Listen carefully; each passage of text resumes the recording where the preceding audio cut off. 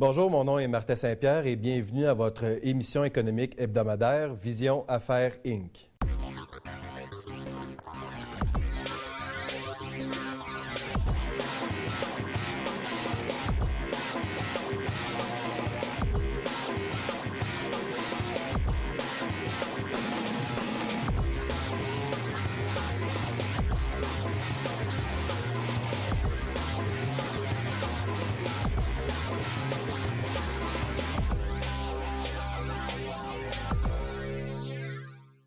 Comme vous savez maintenant, on parcourt à chaque semaine différents profils, différents parcours d'entreprises où l'objectif est de mettre en valeur ces talents et les entrepreneurs qui les dirigent.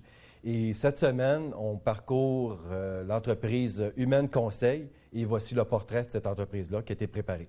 Vous dirigez une petite ou une moyenne entreprise et elle connaît une croissance importante. Il vous est donc difficile de trouver du temps pour effectuer une gestion des ressources humaines adéquate. Alors, pour bien réaliser vos différents projets, pourquoi ne pas demander conseil auprès d'experts en gestion de ressources humaines et en efficacité organisationnelle pour bien mener à terme vos idées de développement? Aujourd'hui, plus que jamais, le choix d'un collaborateur en gestion des ressources humaines se doit d'être judicieux.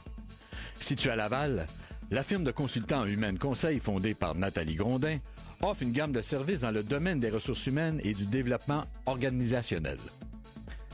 Avec leur formation académique et leurs nombreuses années d'expérience, les experts d'Humaine Conseil ont acquis une parfaite connaissance des problématiques de croissance des entreprises dans différents secteurs de l'économie.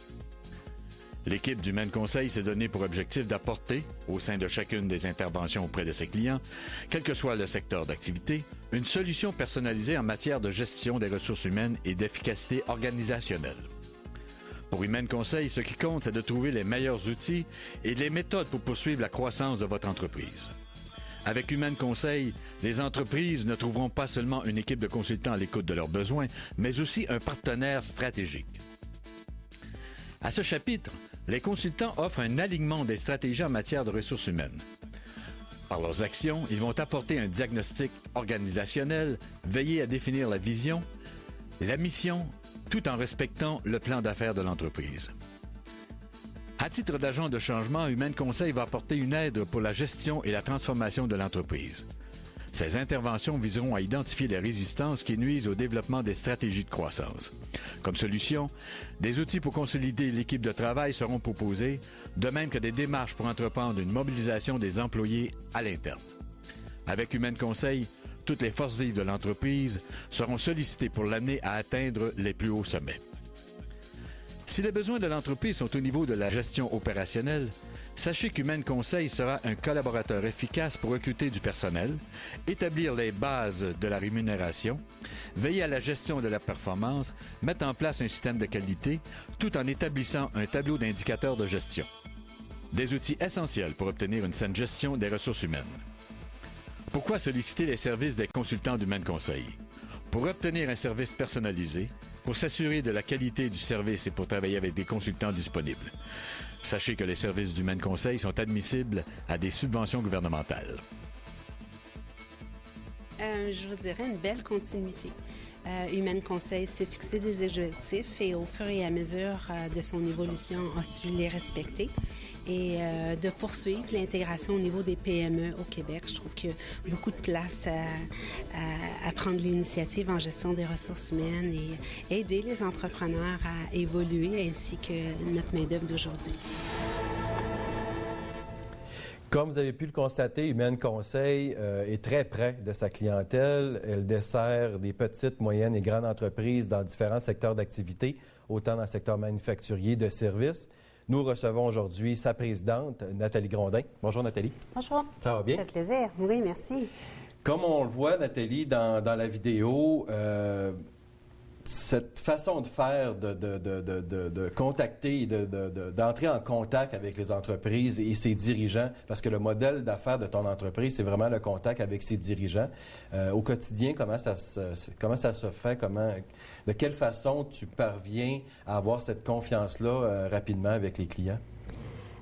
Si je peux me permettre, j'irai un petit peu par rapport à mon historique au niveau familial. Mon père est entrepreneur. Il a toujours été entrepreneur. L'entreprise a existé pendant 30 ans dans le secteur manufacturier.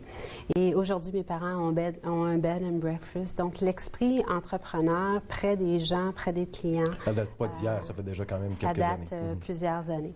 Donc, dans mon cheminement de carrière, au-delà d'avoir pris l'expérience en entreprise, dans des petites, moyennes et grandes entreprises dans différents secteurs d'activité, il y a 3 ans, j'ai mis un jour cette opportunité-là de me rapprocher d'autant plus de la clientèle. OK.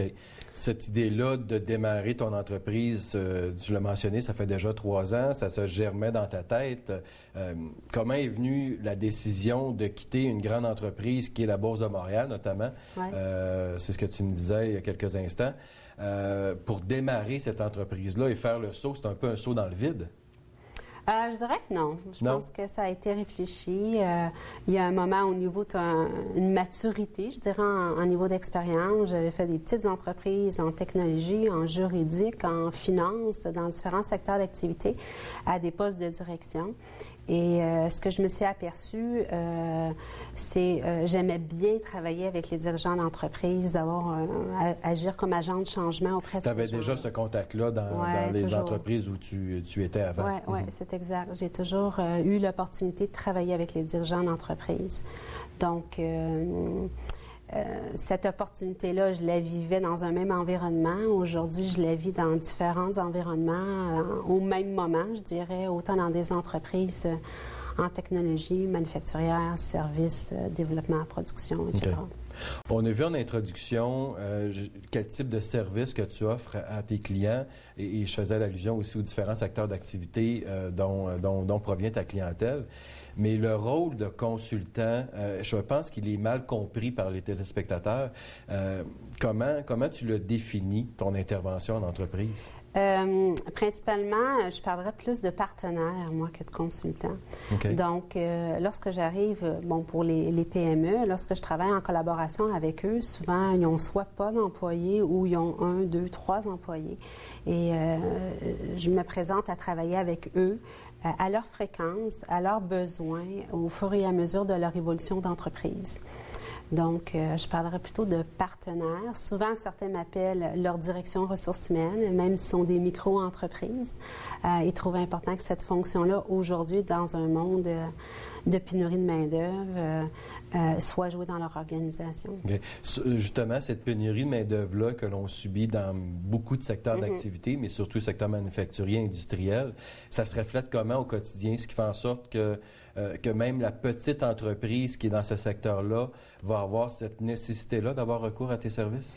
Oui, même là, on est en processus de formation pour développer vraiment un programme de formation adapté aux travailleurs autonomes et PME qui s'appelle « Engager ou se contracter » pour une gestion efficace de la première embauche. Okay. Et c'est vraiment une demande qui est demandée par l'ensemble de la clientèle, comment procéder. Okay. Je dirais oui, il y a de plus en plus de difficultés à recruter d'excellents candidats parce qu'il y a quand même beaucoup de gens qui sont disponibles sur le marché. Nathalie, tu travailles en étroite collaboration, comme on le disait tout à l'heure, avec des dirigeants d'entreprises qui te nécessitent à bien connaître les enjeux et les besoins de ces entreprises-là. Mais de quelle façon ça se concrétise en début de mandat? Je dirais que c'est une de mes grandes forces, la stratégie d'entreprise. Pour moi, c'est extrêmement intéressant puis important de bien comprendre les enjeux, les défis du client. Dans une première mesure, je vais rencontrer le client puis je vais lui poser ces différentes questions. Par exemple, je peux être appelée chez un client à l'aider à construire son équipe de vente, faire l'embauche de son équipe de vente. Et après validation, au niveau de ses points stratégiques, on s'aperçoit par échange que le client, il n'a pas identifié son secteur de développement, il n'a pas identifié sa compétition, il n'a pas identifié ses coûts, il n'a pas identifié Donc, beaucoup d'informations. Donc, okay. À ce moment-là, je suggère au client de faire un arrêt sur le processus d'embauche pour plus travailler un petit peu sa stratégie qui va faciliter éventuellement l'embauche.